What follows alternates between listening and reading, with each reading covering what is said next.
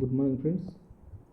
మనము మన పాలిటీలోని లక్ష్మీకాంత్ బుక్లోని 2వ చాప్టర్ అయినటువంటి రాజ్యాంగ రచన గురించి మనం ఎక్స్ప్లెయిన్ చేయడం జరుగుతుంది. మేకింగ్ ఆఫ్ ద కాన్స్టిట్యూషన్ అనే దాని గురించి మనం చర్చిస్తున్నాం. ఓకే,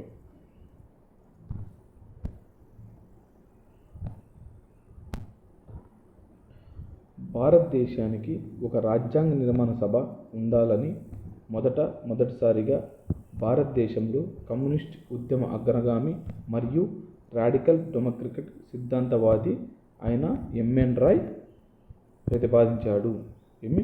భారతదేశానికి ఒక రాజ్యాంగ నిర్మాణ సభ ఉండాలని మొదటిసారిగా భారతదేశం కమ్యూనిస్ట్ ఉద్యమ అగ్రగామి అయినటువంటి రాడికల్ డెమోక్రటిక్ సిద్ధాంతకర్త అయినటువంటి ఎంఎన్ రాయ్ ప్రతిపాదించాడు.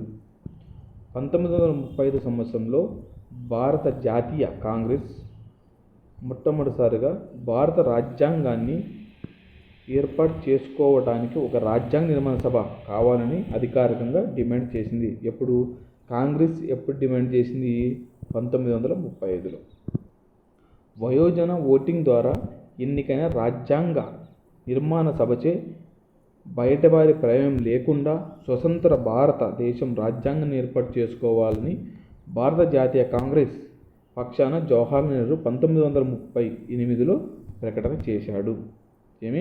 మన ఎంఎన్ రాయ్ వచ్చేసి ఎంఎన్ రాయ్ అడిగాడు, కాంగ్రెస్ అడిగింది, మన జవహర్లాల్ నెహ్రూ 1939లో ప్రస్తావన చేశాడు. ఇది రాజ్యాంగ నిర్మాణ సభ గురించి. మళ్ళీ నెక్స్ట్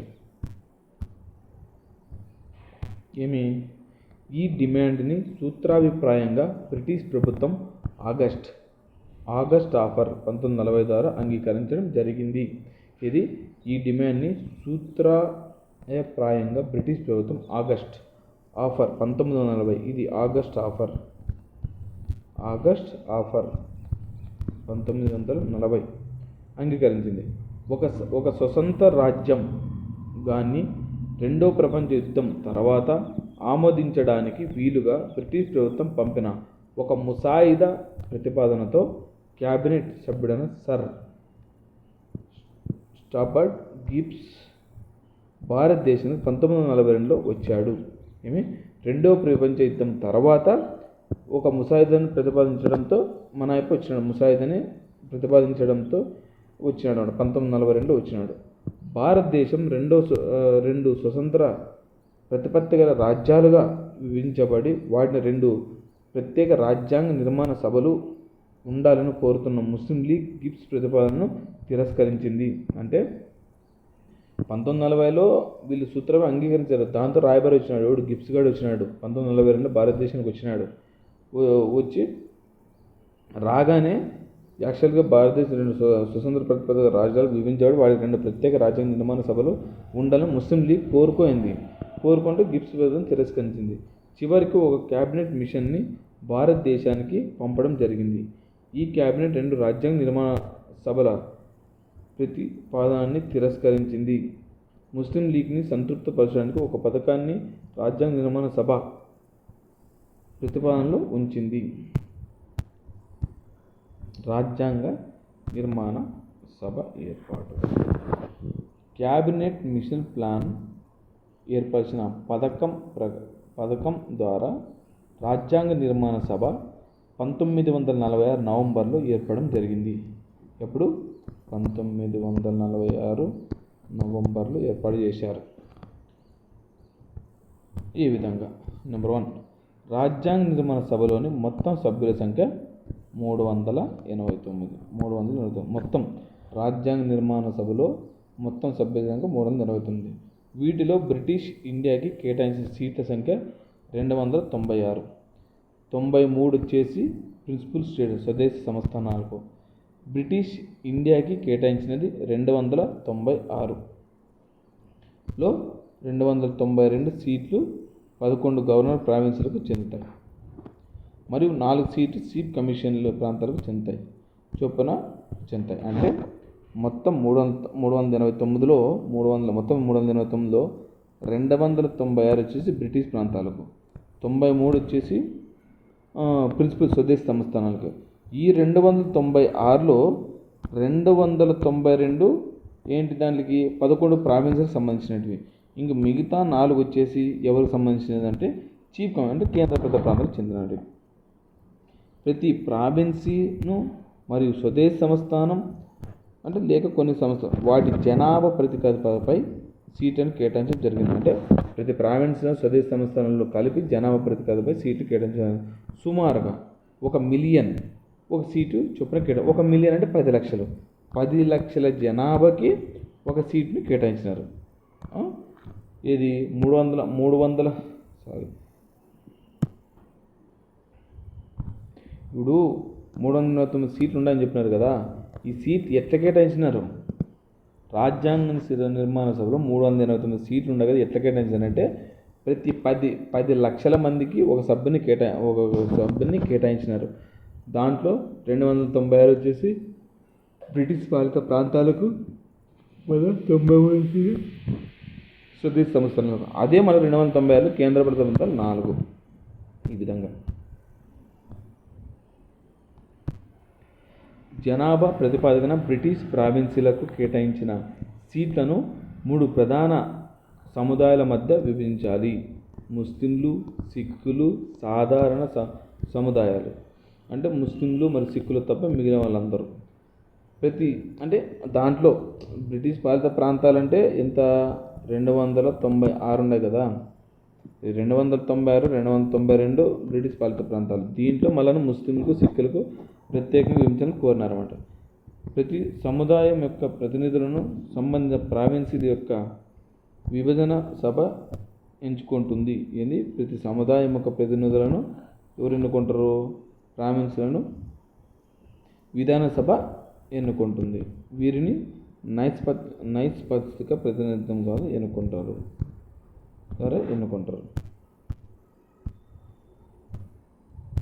స్వదేశ సంస్థల ప్రతినిధులు స్వదేశ సంస్థానాలు అధినేతలు నామినేట్ చేస్తారు. ఈ విధంగా రాజ్యాంగ నిర్మాణ సభ పాక్షికంగా ఎన్నికైన మరియు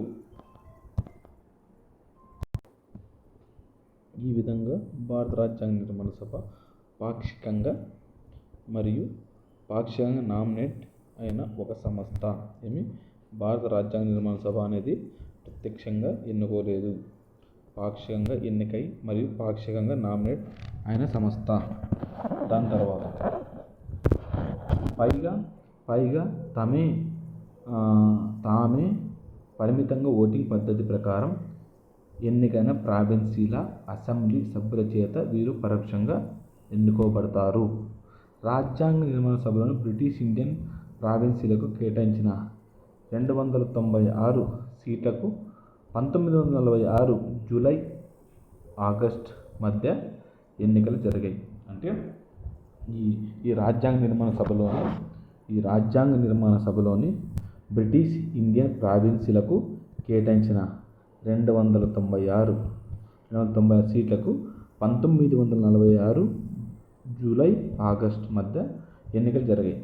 భారత జాతీయ కాంగ్రెస్కు 208 సీట్లు రాగా ముస్లిం లీగ్కు 73 సీట్లు వచ్చినాయి. దీంట్లోనూ 208 వచ్చి కాంగ్రెస్కి వచ్చినాయి, 73 వచ్చేసి ముస్లిం లీగ్కి వచ్చినాయి. చిన్న గ్రూపుల మరియు స్వతంత్రులు 15 సీట్లను సాధించారు. అయితే స్వదేశ సంస్థానాల సభ్యులు రాజ్యాంగ నిర్మాణ సభకు దూరంగా ఉందామని నిర్ణయించుకున్న కారణంగా వారికి 93 సీట్లు భర్తీ కాలేదు. వారికి చెందినవి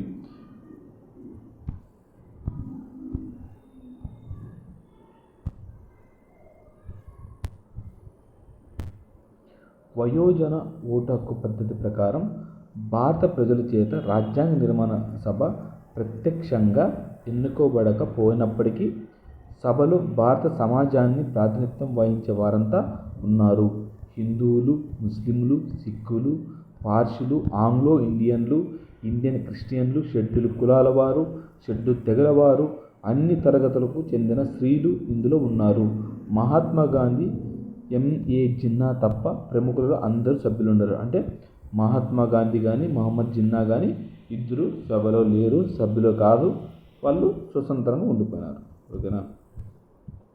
రాజ్యాంగ రాజ్యాంగ రాజ్యాంగ నిర్మాణ సభ కార్య విధానం ఏ విధంగా ఉందో చూడు. 1946 డిసెంబర్ 9న ఎప్పుడు డిసెంబర్ 9, 1946 రాజ్యాంగ నిర్మాణ సభ మొదటి సమావేశం అయింది. ఎప్పుడు రాజ్యాంగ నిర్మాణ సభ ఎప్పుడు సమావేశమైందంటే 1946 డిసెంబర్ 9న. ముస్లిం లీగ్ సమావేశాన్ని బహిష్కరించి ప్రత్యేక పాకిస్తాన్ కావాలని పట్టుబట్టింది. సమావేశానికి 211 మంది సభ్యులు హాజరైనారు.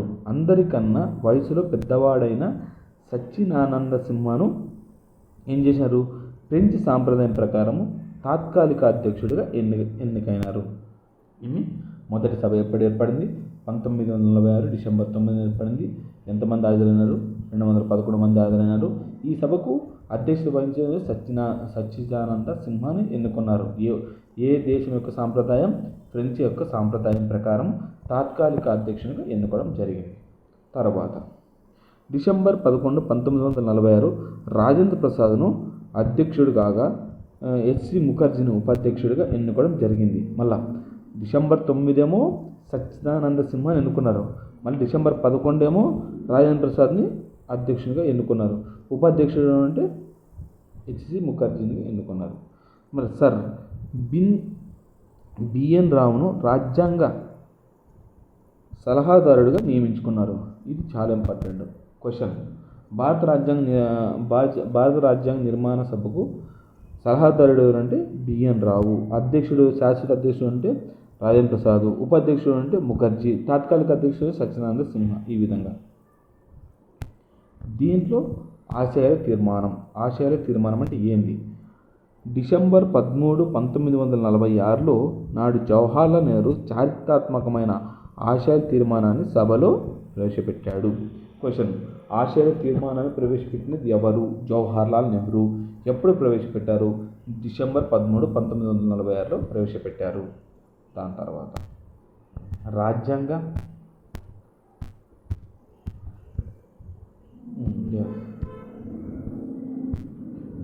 నిర్మాణం యొక్క మౌలికతను మరియు తాత్వికతను ఇది తెలియజేస్తుంది అని తీర్మానం ఇలా ఉంది. అంటే ఆశయ తీర్మానం ఏంటంటే రాజ్యాంగం యొక్క మౌలికతను తాత్వికతను తెలియజేస్తుంది. ఈ తీర్మానం ఇలా ఉంది. నెంబర్ 1, ఈ రాజ్యాంగ నిర్మాణ సభ భారతదేశాన్ని స్వతంత్ర సార్వభౌమ గణతంత్రంగా ప్రకటించి దేశ భవిష్యత్తు పాలన కోసం ఒక రాజ్యాంగాన్ని ఏర్పరుస్తూ తన దృఢమైన సంకల్పాన్ని ప్రకటించింది. ఇది ఈ రాజ్యాంగ నిర్మాణ సభ స్వతంత్ర సార్వభౌమంగా తర్వాత గణతంత్రంగా ప్రకటించి దేశ భవిష్యత్ పాలన కోసం ఒక రాజ్యాంగాన్ని ఏర్పరుస్తూ తన దృఢమైన సంకల్పాన్ని ప్రకటించింది. ఇప్పుడు బ్రిటిష్ పాలిత ప్రాంతాలు, స్వదేశీ సంస్థాన ప్రాంతాలు, భారతదేశంలో బ్రిటిష్ ఇండియాకు బయట ఉన్న ప్రాంతాలు మరియు రాష్ట్రాలు, స్వతంత్ర భారతదేశంలో కలవాలని కోరుకునే ఇతర ప్రాంతాలు అన్ని భారతదేశంలో అంతర్భాగంగా ఉంటాయి. ఈ విధంగా అంటే మొత్తం ఇవన్నీ భారతదేశంలోనే ఉంటాయి. బ్రిటిష్ ప్రాంతాలు కానీ, స్వదేశీ సంస్థాన రాష్ట్రాలు కానీ, బయట అన్ని మొత్తం కలవచ్చు అని చెప్పింది. దాని తర్వాత ప్రస్తుత సరిహద్దుల్లో కానీ లేదా రాజ్యాంగ నిర్మాణ సభ నిర్ణయించే ఇంకో విధంగా కానీ తదుపరి రాజ్యాంగ చట్టాన్ని అనుసరించి పేర్కొనబడిన భూభాగాలు, స్వతంత్ర ప్రతిపత్తి గల భూభాగాల హోదాను ఇతర అధికారులతో కలిసి ఉండగలుగుతున్నాయి. ప్రభుత్వం మరియు పాలన యంత్రాంగపు అధికారులు మినహా కేంద్రానికి అన్ని అధికారాలను వినియోగించగలుగుతుంది. అంటే ఇదేం చూడి, ప్రస్తుత సరిహద్దులతో కానీ లేదా రాజ్యాంగ నిర్మాణ సభ నిర్మించే ఇంకో విధంగా కానీ తదుపరి రాజ్యాంగ చట్టాన్ని అనుసరించి పేర్కొనబడిన భూభాగాలు, స్వతంత్ర ప్రతిపత్తి గల భూభాగాల హోదాను ఇతర అధికారులతో కలిపి ఉండగలుగుతున్నాయి. ప్రభుత్వం మరియు పాలన యంత్రాంగపు అధికారులు మినహా కేంద్రానికి అన్ని అధికారాన్ని వినియోగించగలుగుతుంది. స్వతంత్ర సార్వభౌమ భారతదేశం, దానిలోని అంతర్భాగాలు మరియు ప్రభుత్వ అంగాలు తమ అధికారాన్ని ప్రజల నుండి పొందుతాయి. మరియు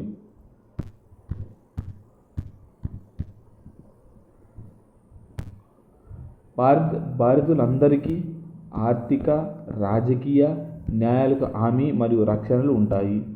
హోదా పరంగా, అంశాల పరంగా చట్టం ఎదుట సమానత్వం, ఆలోచనలతో స్వేచ్ఛ, వాక్ స్వాతంత్రం, మతాన్ని అవలంబించే హక్కు మరియు ఆరాధించుకునే హక్కు, వృత్తిని అవలంబించుకునే హక్కు, సంఘాన్ని ఏర్పాటు చేసుకునే హక్కు, చర్చపరమైన స్వేచ్ఛను చట్టం మరియు ప్రజా నైతిక బట్టి లభిస్తాయి. మరియు అల్ప సంఖ్యక వర్గాల వారికి, వెనుకబడిన మరియు గిరిజన ప్రాంతాల వారికి మరియు ఇతర వెనుకబడిన తరగతుల వారికి తగిన రక్షణలు ఉంటాయి. మరియు గణతంత్ర వ్యవస్థ యొక్క ప్రాదేశిక సమగ్రతను, భూమిపై, సముద్రంపై మరియు ఆకాశంలో దానికి చెందిన సార్వభౌమ హక్కులను న్యాయం మరియు నాగరిక దేశాల చట్టాలను అనుసరించి కాపాడడం జరుగుతుంది. మరియు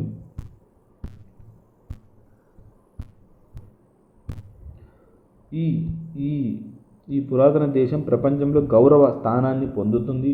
ప్రపంచ శాంతిని, మానవ సంక్షేమాన్ని పెంపొందించడానికి మనస్ఫూర్తిగా సంపూర్ణంగా పాటుపడుతుంది. ఈ తీర్మానం రాజ్యాంగ నిర్మాణ సభ 22 జనవరి 1947 నాడు ఏకగ్రీవంగా అంటే ఆశయ తీర్మానాన్ని నెహ్రూ ఎవరు ప్రవేశపెట్టారంటే 13 డిసెంబర్ 1946లో ప్రవేశపెడితే దాని ఆమోదం ఎవరు తెలిపారంటే 22 జనవరి 1947లో ఆమోదం తెలిపారు. రాజ్యాంగ రచనలో అన్ని దశల్లో తీర్మానం ప్రభావం ఉంది.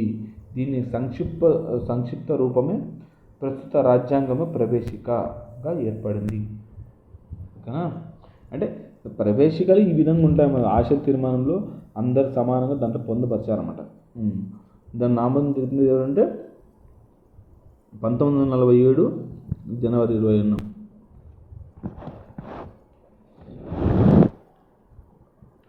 స్వతంత్ర చట్టం ద్వారా ఏర్పడిన మార్పులు.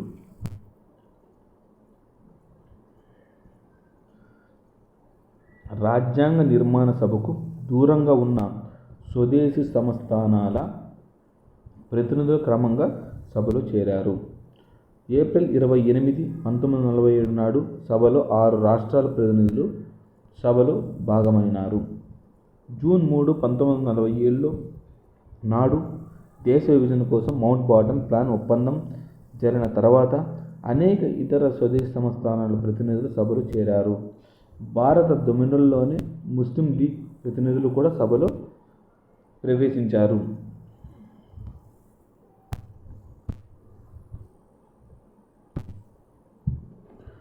భారత స్వతంత్ర చట్టం 1947 ద్వారా రాజ్యాంగ నిర్మాణ సభ యొక్క హోదాలో 3 మార్పులు ఉన్నాయి.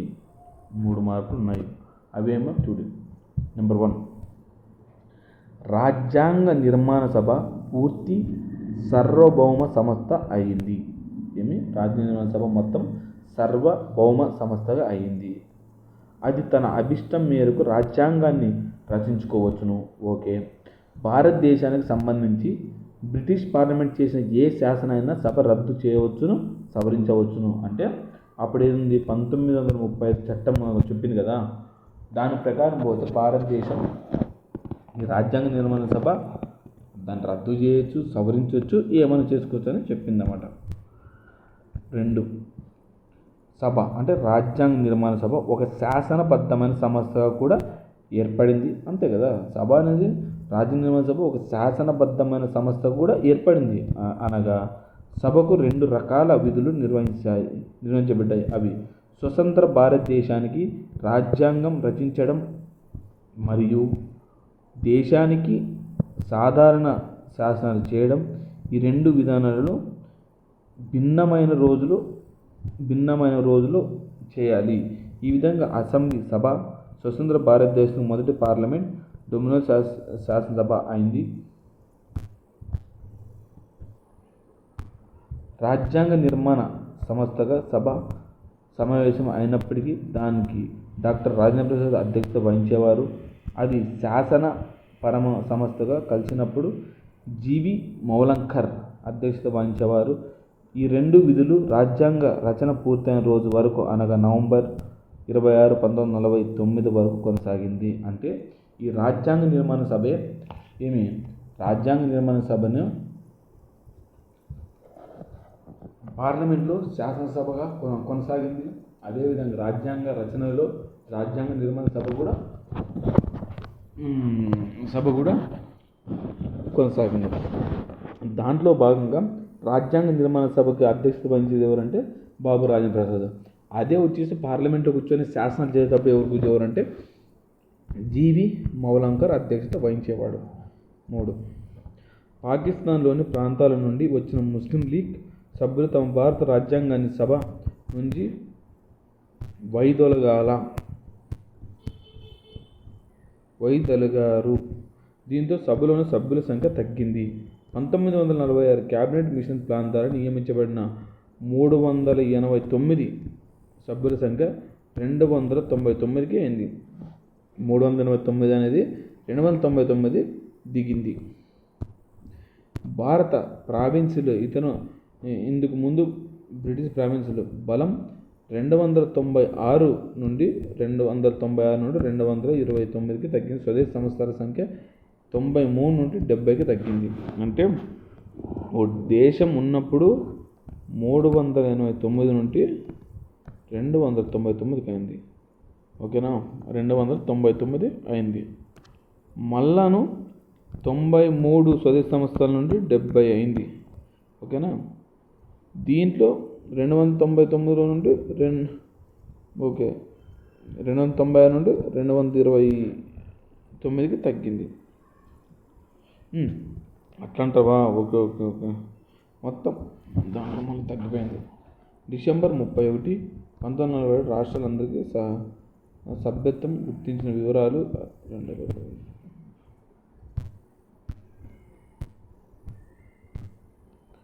ఇతర కార్యక్రమాల నిర్వహణ. రాజ్యాంగాన్ని రచించడం మరియు సాధారణ శాసనాలన్నీ చేయడంతో పాటు రాజ్యాంగ సభ ఈ క్రింది కార్యక్రమాలకు నిర్వహించింది. నెంబర్ 1, కామన్వెల్త్లో భారతదేశ సభ్యత్వాన్ని మే 1949లో ధృవీకరించింది. అంటే కామన్వెల్త్లో ఎప్పుడు చేరినారు అంటే 1949లో చేరినారు, మేలో. జాతీయ జెండాను ఎప్పుడు ఏర్పాటు చేసినారు? 1947 జూలై 22 ఆమోదం తెలిపారు. జాతీయ గీతాన్ని 1950 జనవరి 2 అంటే 2 రోజుల ముందు ఇవి ఈ 3 ఒకటే. జాతీయ గీతాన్ని, జాతీయ గేయాన్ని మన రాష్ట్రపతిని ఎప్పుడు ఎన్నుకున్నారంటే 1950 జనవరి 24 ఎన్నుకున్నారు, అంటే ఒక రోజు ముందు. కామన్వెల్త్లో ఎవరు చేరినారంటే 1949 మేలో చేరినారు. కామన్వెల్త్ ఎవరు చేరినారంటే 1949 మేలో చేరినారు. అదే జాతీయ జెండాను, జాతీయ గీతాన్ని ఎవడు ఆమోదం తెలిపారంటే 1947 జూలై 22 ఆమోదం తెలిపారు. అదే జాతీయ గీతాన్ని, జాతీయ గేయాన్ని మన రాష్ట్రపతిని ఎప్పుడు 1950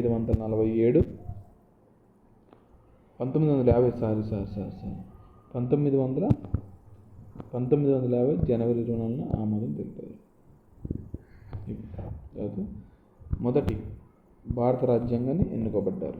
మొత్తం మీద రాజ్యాంగ నిర్మాణ సభ 2 సంవత్సరాల 11 నెలల 18 రోజులు 11 సమావేశాలు నిర్వహించడం జరిగింది. అంటే మొత్తం రాజ్యాంగం రచించుకోవడానికి 2 సంవత్సరాల 11 నెలల 18 రోజులు పట్టింది. 11 సమావేశాలు నిర్వహించారు. రాజ్యాంగ నిర్మాణ సభ సుమారు 60 దేశాల రాజ్యాంగాలని పరీక్షించారు. 114 రోజుల పాటు ముసాయిదా రాజ్యాంగాన్ని పరిశీలించారు. రాజ్యాంగ రచన మొత్తం ఖర్చు 64 లక్షలు. అంటే రాజ్యాంగ నిర్మాణ సభ రాజ్యాంగం రచించుకోవడానికి 64 లక్షలు అయింది. 11 సమావేశాలు కూర్చున్నారు. 2 సంవత్సరాల 11 నెలల 18 రోజులు పట్టింది. కామన్వెల్త్ ఎవరు జాయిన్ అయినారు? 1949 మేలో జాయిన్ అయినారు. జాతీయ జెండాను, జాతీయ గీతాన్ని ఎప్పుడు ఆమోదం? 1947 జూలై 20 అదే జాతీయ జెండాను వచ్చేసి జూలై 22, 1947 ఆమోదం తెలిపితే గీతాన్ని గేయాన్ని రాష్ట్రపతిని 22 జనవరి 1950 ఆమోదం తెలిపారు. నెక్స్ట్ జనవరి 24, 1950 నాడు రాజ్యాంగ నిర్మాణ సభ తన చివరి సమావేశం ముగిసింది. అయితే అంతటితో దీన్ని అన్ని పూర్తి కాలేదు. జనవరి 26, 1900 మొదటి సాధారణ ఎన్నికలు 1951-52 తర్వాత ఏర్పడిన కొత్త పార్లమెంట్ వచ్చే వరకు తాత్కాలిక పార్లమెంట్ పనిచేసింది. అంటే ఇప్పుడు నువ్వు విశ్లేషించు ఏమి 1946 డిసెంబర్ 9న మొదటి లేదు, 1949 నవంబర్ 26న ఆమోదం తెలిపారు, 1950 జనవరి 26న అమల్లోకి వచ్చింది. కానీ పార్లమెంటు ఎలక్షన్స్ ఎప్పుడు జరిగినాయంటే 1951 నుండి 52 మధ్య జరిగినాయి ఎలక్షన్లు. పార్లమెంటు కొత్తగా ఎలక్షన్లు జరిగినాయి. రాజ్యాంగ నిర్మాణ సభ యొక్క కమిటీలు ఇది చాలా ఇంపార్టెంట్.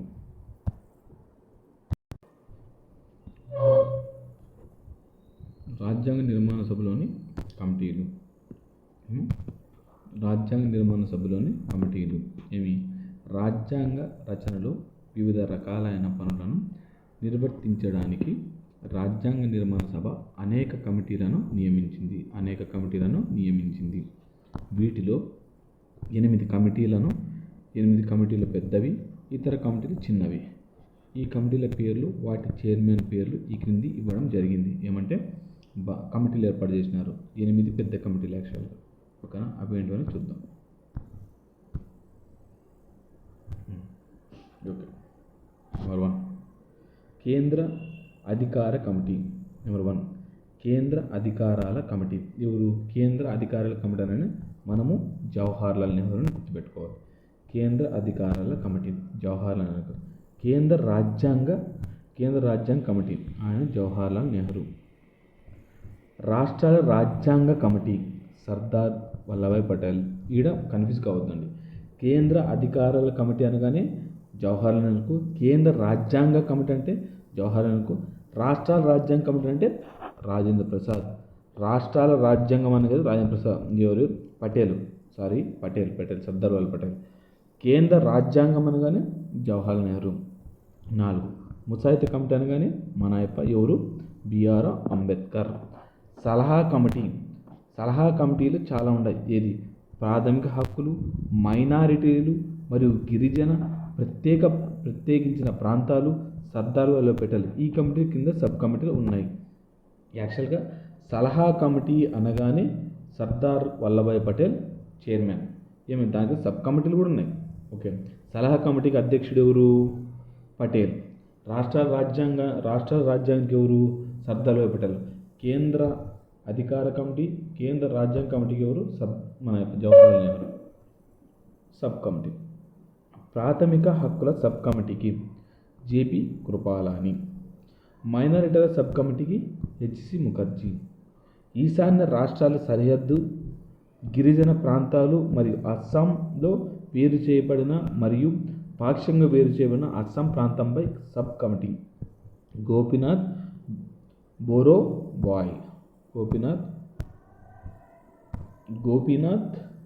బోరోలాయ్. ప్రాథమిక సబ్ కమిటీ అనగానే జేపీ కృపాలను గుర్తుపెట్టుకో. మైనారిటీ సబ్ కమిటీ అనగానే హెచ్సి ముఖర్జీ గుర్తుపెట్టుకో.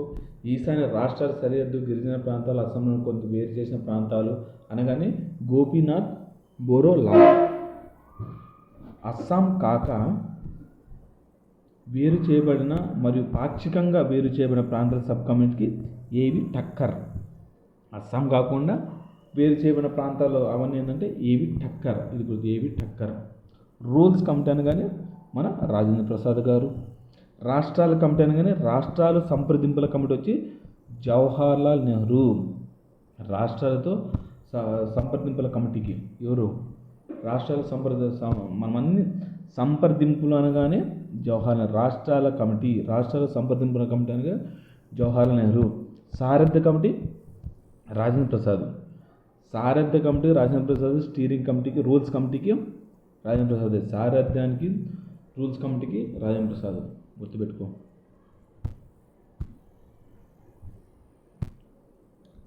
మైనారిటీ రాజ్యాంగ నిర్మాణ సభ విధుల కమిటీ ఎవరు జీవి మౌలంకర్. విధుల కమిటీ రాజ్యాంగ నిర్మాణ సభ ఉంది కదా, దానికి విధులు, కమిటీ విధులకి ఏ విధంగా ఉండాలనే కమిటీకి వచ్చేసి జీవో మూలంకర్. సభ వ్యవహారాల కమిటీ కేఎం మున్షి. సభ వ్యవహారాల కమిటీకి కేఎం మున్షి. House committee Pattabhi Sitaramayya. జాతీయ పతాక తాత్కాలిక కమిటీకి రాజేంద్ర ప్రసాద్. డాక్టర్ రాజేంద్ర ప్రసాద్ కానీ మనం ఏమేమి గుర్తు రావాలా, సారథ్య కమిటీ, మళ్ళీ తర్వాత రూల్స్ ఆఫ్ ప్రొవిన్షియల్ కమిటీకి రాజేంద్ర ప్రసాద్. రాజ్యాంగ ముసాయిదాను పరిరక్షించేందుకు ఒక ప్రత్యేక కమిటీ ఎవరు, అల్లాడి కృష్ణస్వామి అయ్యర్. రాజ్యాంగ ముసాయిదాను పర్యవేక్షించేందుకు ఒక ప్రత్యేక కమిటీ అల్లాడి కృష్ణస్వామి అయ్యర్. క్రిమినల్ కమిటీకి అల్లాడి కృష్ణస్వామి అయ్యర్. రాజ్యాంగ ముసాయిదాను పర్యవేక్షించడానికి అల్లాడి కృష్ణస్వామి అయ్యర్. క్రిమినల్ కమిటీకి చైర్మన్ కూడా Alladi Krishnaswamy Iyer. Financial and staff కమిటీకి రాజేంద్ర ప్రసాద్. రాజేంద్ర ప్రసాద్ అని మనం గుర్తుపెట్టుకునేది ఫైనాన్స్ అండ్ స్టాఫ్ కమిటీకి, మళ్ళీ జాతీయ పతాక తాత్కాలిక కమిటీకి, మళ్ళీ తర్వాత రూల్స్ కమిటీకి, సారథ్య కమిటీకి రాజేంద్ర ప్రసాదే. హిందూ అనుబంధ కమిటీ, ఉర్దూ అనుబంధ కమిటీ వీళ్ళే చూద్దాం.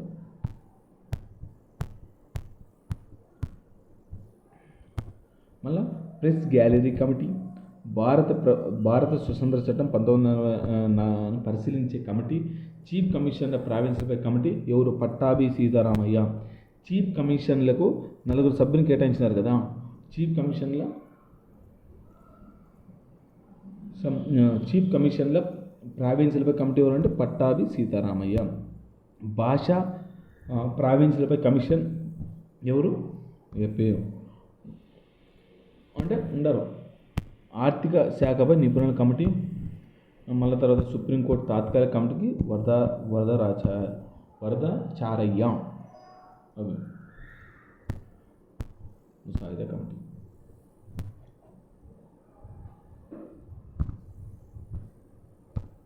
ముసాయిదా కమిటీ.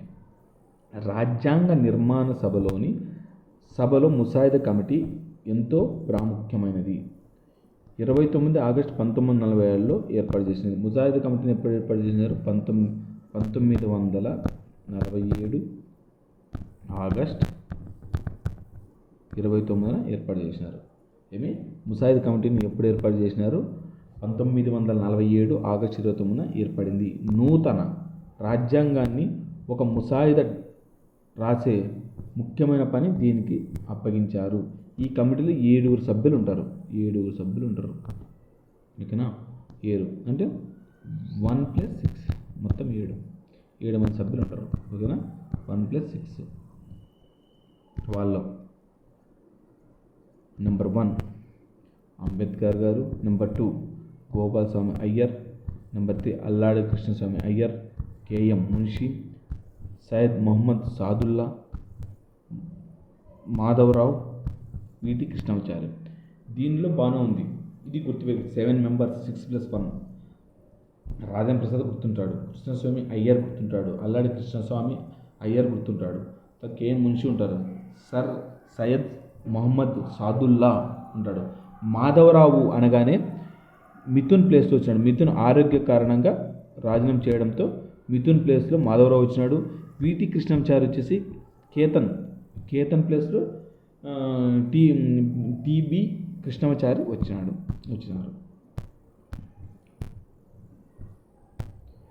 వివిధ కమిటీల ప్రతిపాదనను పరిశీలించి భారత రాజ్యాంగానికి మొదటి ముసాయిదా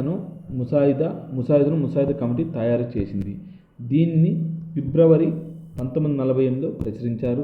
ఈ బిల్లుపై చర్చించడానికి, సవరణలు ప్రతిపాదించడానికి 8 నెలల సమయాన్ని ప్రజలకు ఇచ్చారు.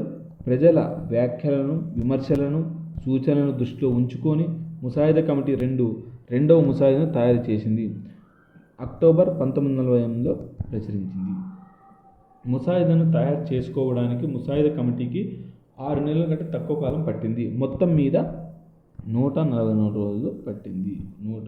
ముసాయిదాకు మొత్తం 141 రోజులు పట్టింది.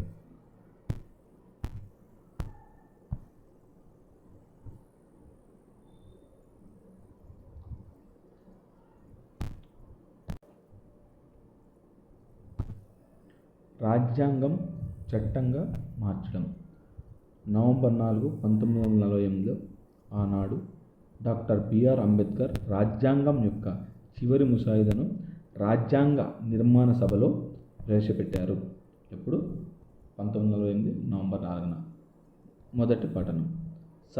సభ దీనిపై 5 రోజుల అంటే నవంబర్ 9, 1948 వరకు సాధారణ చర్చించడం జరిగింది. నవంబర్ 15, 1948 నాడు రెండవ పఠనం మొదలైంది. అక్టోబర్ 17, 1949 వరకు కొనసాగింది. ఈ దశలో 7,653 సవరణలు ప్రతిపాదించడం జరిగింది. 2,473 సవరణ ప్రతిపాదనలు వాస్తవంగా చర్చించబడ్డాయి. నవంబర్ 14, 1949 నాడు మూడో పఠనం మొదలైంది. The constitution as a settled by the assembly be passed అనే తీర్మానాన్ని ప్రవేశపెట్టారు. ముసాయిదా రాజ్యాంగ తీర్మానం 26 నవంబర్ 1949 ఆమోదం తెలిపారు. The constitution as settled by the assembly by the passed ఎప్పుడు? 26 నవంబర్ 1949 నాడు ఆమోదం జరిగింది. సభలో సభ్యులు మరియు అధ్యక్షుడు దీనిపై సంతకం చేశారు. మొత్తం 299 మంది సభ్యులు ఆనాడు 284 మంది వాస్తవికంగా హాజరై సంతకాలు చేశారు. రాజ్యాంగంపై సంతకాలు చేసిన ఎంతమంది అంటే 284 మంది. ఇది చాలా ఇంపార్టెంట్. 284 మంది సంతకాలు చేసినారు. 284 మంది వాస్తవికంగా హాజరై సంతకాలు చేయడం జరిగింది.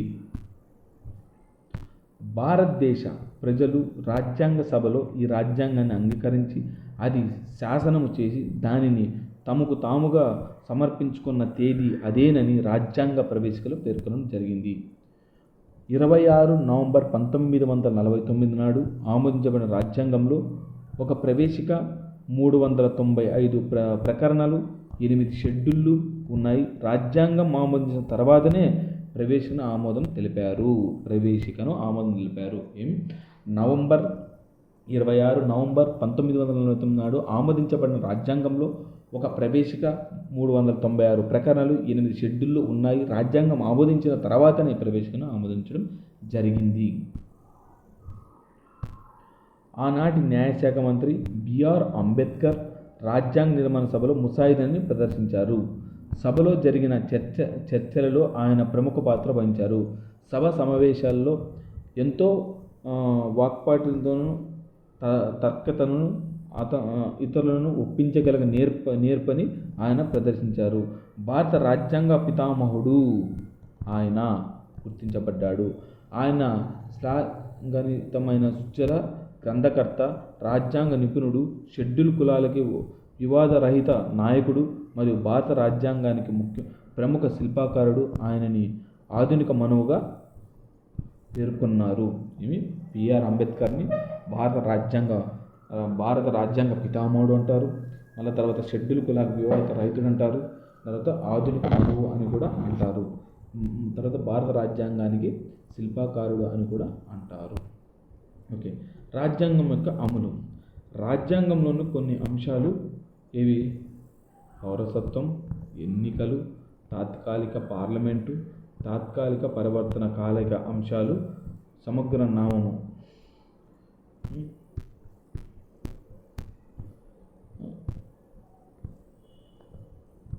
వెంటనే ఇవి అమల్లోకి వస్తాయి.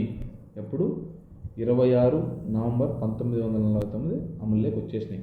అంటే మిగతావన్నీ 1950 జనవరి 26 వరకు అమల్లోకి రాలే. ఇవి భారతదేశంలో రాజ్యాంగం ఆమోదించగానే అమల్లోకి వచ్చినట్టు పౌరసత్వం, ఎన్నికలు, తాత్కాలిక పార్లమెంటు, తాత్కాలిక పరివర్తన అంశాలు, సంగ్రహ నామాలు. తెలుసు 5, 6, 7, 8, 9 ఇవన్నీ పౌరసత్వ సంబంధించి అమల్లోకి వచ్చినాయి. 60, 324, 366,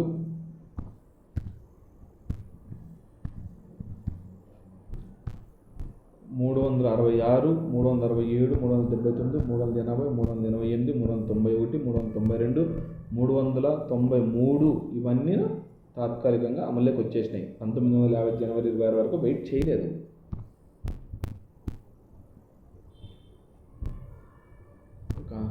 మిగిలిన అంశాలు ఎక్కువ భాగం 26 జనవరి 1950 నాటి నుండి అమల్లోకి వచ్చాయి.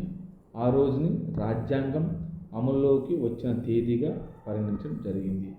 ఈరోజు మనం ఉత్సాహవంతంగా జరుపుకునే గణతంత్ర దినోత్సవం. అంతే కదా, మనం గణతంత్ర దినోత్సవం ఈరోజు జరుపుకునేది. ఓకేనా. రాజ్యాంగం అమలు చేయడానికి జనవరి 26 ఎంపిక చేసుకోవడానికి వెనుక చారిత్రాత్మక ప్రాముఖ్యత ఉంది. లాహోర్ సమావేశం 1929 డిసెంబర్న పూర్ణ స్వరాజ్యం తీర్మానాన్ని భారత జాతీయ కాంగ్రెస్ ఆ రోజున జరుపుకుంది. యాక్చువల్గా లాహోర్ సభలో జవహర్లాల్ నెహ్రూ అధ్యక్షతన 1929 డిసెంబర్లో మనము ఇప్పటి నుండి పూర్ణ స్వరాజ్యాన్ని మనం జరుపుకోవాలి అని తీర్మానం చేయడం ద్వారా ఆ తీర్మానం కోసమే రాజ్యాంగం అప్పటి వరకు వెయిట్ చేసింది. రాజ్యాంగం అమలు జరిగిన నాటి నుండి భారత స్వతంత్ర చట్టం 1947 మరియు భారత ప్రభుత్వ చట్టం 1935 రెండు వాటి సవరణలు అనుసంధానాలతో సహా రద్దయినాయి. అయితే the abolition of privy council jurisdiction act 1900 కొనసాగింది. ఓకేనా, ఈ యాక్ట్ అనేది కొనసాగింది. విమర్శలు మామూలే కదా. రాజ్యాంగ నిర్మాణ సభపై విమర్శలు ఏ విధంగా? రాజ్యాంగ నిర్మాణ సభపై విమర్శలు అనేక విమర్శలు చేశారు. ఇవి క్రింది విధంగా ఉన్నాయి. నెంబర్ 1, ప్రాతినిధ్యం లేని సంస్థ. కరెక్ట్ కదా. రాజ్యాంగ నిర్మాణ సభను ప్రజలు సర్వజన వయోజన ఓటు పద్ధతి ప్రకారం ప్రత్యక్షంగా ఎన్నుకోబడలేదు. కరెక్ట్ కదా. కనుక ఇది ప్రాతినిధ్యం లేని సంస్థగా విమర్శించారు. ఓకే. సార్వభౌమ అధికారం లేని సంస్థ అన్నారు. ఎందుకన్నారు చూద్దాం. రాజ్యాంగ నిర్మాణ సభ బ్రిటిష్ ప్రభుత్వం ప్రతిపాదనపై ఏర్పడింది మరియు బ్రిటిష్ ప్రభుత్వ అనుమతితో అది సమావేశాలని నిర్వహించింది. కాబట్టి రాజ్యాంగ నిర్మాణ సభ సార్వభౌమ అధికారం సంస్థ కాదని విమర్శించారు. చూద్దాం. 3, కాలయాపన. రాజ్యాంగాన్ని రచించడానికి రాజ్యాంగ నిర్మాణ సభ ఎంతో సమయం తీసుకున్నారని విమర్శకులు అన్నారు. అమెరికా రాజ్యాంగ నిర్మాణ సభ కేవలం 4 నెలల్లో పూర్తి చేసినారు. అమెరికా వచ్చేసి 4 నెలల్లోనే తన రాజ్యాంగాన్ని కంప్లీట్ చేసినారు.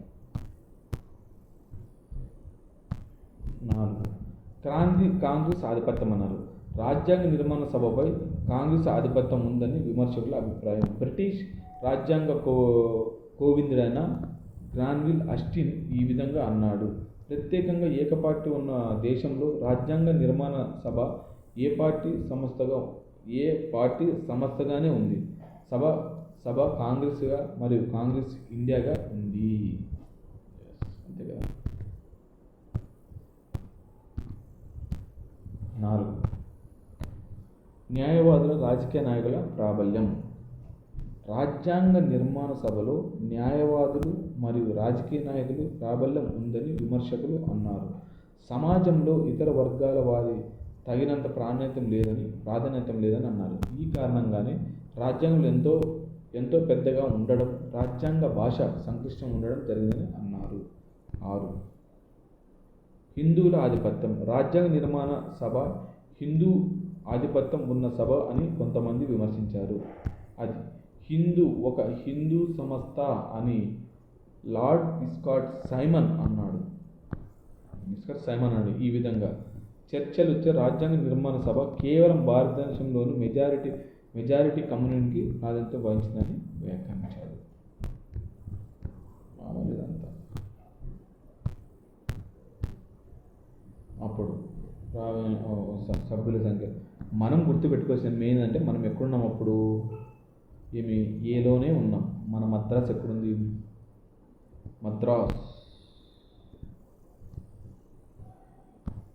మద్రాస్లో ఉన్నాం మనం. ఇప్పుడు 69 మంది సభ్యులు ఉన్నారు. ఓకేనా. అత్యధికంగా ఉండేది ఏదంటే 55. ఇదే యునైటెడ్ ప్రావిన్స్ అంటే యూపీలో 55 మంది సభ్యులు ఎన్నికన్నారు. మద్రాసు నుండి 49 మంది ఎన్నికన్నారు. అది మనం పెట్టుకోవాలి. స్వదేశ సంస్థానాలు కానీ ఇవన్నీ 70 అయినాయి వాటికి. ఓకేనా. ఎంత అవసరంగా మనకు స్వదేశ సంస్థానం 70. మళ్ళీ తర్వాత మనం ఎక్కడున్నాము? మద్రాసులో ఉన్నాం. ఆంధ్రప్రదేశ్ రాష్ట్రంలో మద్రాసు ఉంది కాబట్టి మద్రాసు ఎంతమంది అని మద్రాసు ఉంటే 49 మంది అనుకున్నారు. హైయెస్ట్గా వచ్చేసి 55 మంది ఎక్కడ యునైటెడ్ ప్రావిన్స్ నుండి ఎన్నుకున్నారు.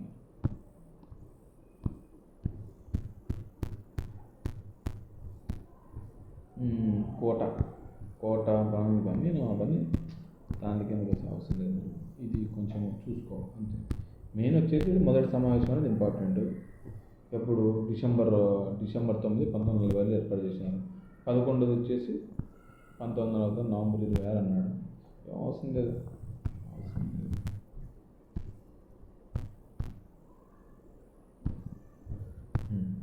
1950 జనవరి 24 నాడు సభ తిరిగి సమావేశమైంది. ఆనాడు భారత రాజ్యాంగ సభ్యులు తమ సంతకాలు చేశారు. ఎంతమంది సంతకాలు చేసినారు? 289.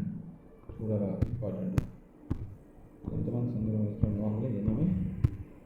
కష్టం కదా.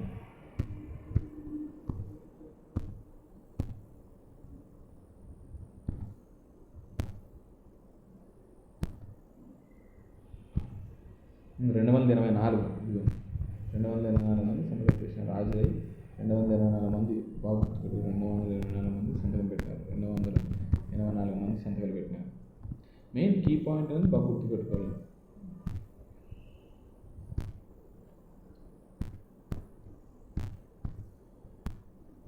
వివిధ ఆధారాలు ఇవన్నీ మనకి అంత అవసరం లేదు. ఇదంతాను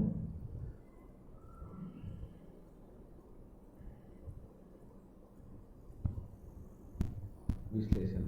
ఓకేనా? Okay, bye friends. ఒకసారి చూడండి, బాగానే ఉంటుంది.